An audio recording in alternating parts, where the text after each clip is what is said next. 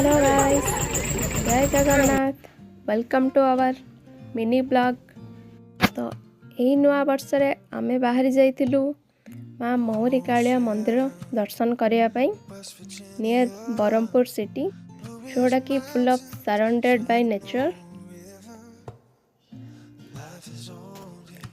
तो सेठारे पहुँचे प्रथम आमे श्री कालेश्वर महादेव को दर्शन करितिलु।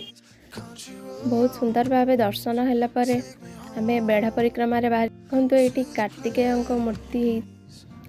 तो जेहेतु ये नो एंट्री थिला आमको पुणी रिटर्न करने पड़ता अर्धचंद्राकृति बेढ़ा परिक्रमा करी।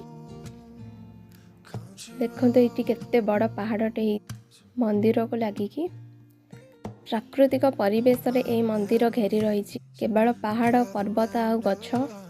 तो आग को जाए आमे एक गोल्डन प्लेटर वृषभ को देखीलु, सेठारे किसी टाइम बितेलु और बहुत सारा फोटो और वीडियो बाहर करूँ। आपण भी निहाती विजिट करंतु ए मंदिर को। हर हर महादेव।